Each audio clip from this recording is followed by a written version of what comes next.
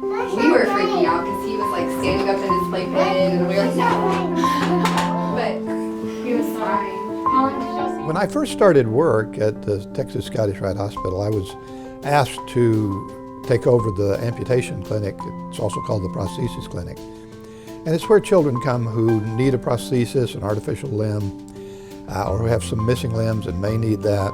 Over the years, that clinic has grown to probably one of the largest such clinics in the world. Probably a lot. She has the tibia bone here, and that's key because she has the muscles that control her leg and lets her straighten it and bend it. Often we see kids who are thinking about having an amputation. These will sometimes be somebody that's had other surgeries, a limb that was damaged in an accident or was born in an abnormal way, and they've had to come to realize that their current leg isn't working very well, and they have to think about having an amputation, because in reality that may be the thing that will work the best for them, is to remove the body part that's not right and fit a prosthesis on. Tell me what you're thinking and how things are going. And what we have found is that the best person to tell a parent or a child about what happens after you have an amputation is a family or a child who's had an amputation of the same kind.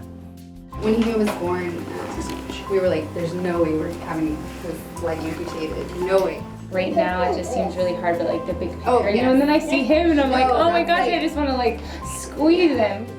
And when they meet another person in another family that's had to make that same decision, then that helps them tremendously in understanding what could be done. You're trying to see your superhero leg.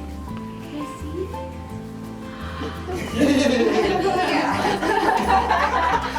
see? Is much more effective than us trying to explain it or them going to the internet. When you can sit with another parent and say, well, gosh, was that easy for you to do or was that hard for you to do? And they say, oh, it was terribly difficult for me to say, go ahead and amputate my child's foot. And I was crying while we were waiting to do it. And boy, just within a few months, he or she is doing everything and running and playing. And it's made such a difference. And so I'm so glad I did that. And all the things that we as doctors are not terribly good at explaining, the parents are very good at explaining. So how's she been doing? To be honest, dealing with a prosthetic leg is way easier than all of the casting and all the bracing. When we're seeing children where amputation is one of the options, they frequently see the other surgeons at Scottish Rite who do limb lengthening and reconstruction. The idea is that they will have all of the options available to them and know what they are and understand them very, very well before making a decision that's quite irreversible, as is the amputation. We often have these families and patients meet our psychologist who works a lot with children who have amputations. And the psychologist will tell us where the child is in the process of thinking about it. So this is a high school young man who came to actually see one of our doctors about possible reconstruction of limbs. You actually had suggested amputation when you met with him, and it was the first time the family had actually heard that as an option. So it took mom and patient a little bit to swallow that idea, but I had seen them since then and thought it was a very reasonable option in order to get him to function better. I think it's also very important for an older child, such as a teenager, to have time to visit with another teenager with a similar problem who has had an amputation. We have a guy who's about to decide he's going to have an amputation, like yours. Would you mind talking to him? Let me throw one out there. Do you remember what your greatest challenges were getting back into soccer and football? Was it balance? Was it pain? Was it... Some balancing issues. I started playing soccer the next season. Oh, well, as a parent, I'm an over-helper. How did y'all deal with that?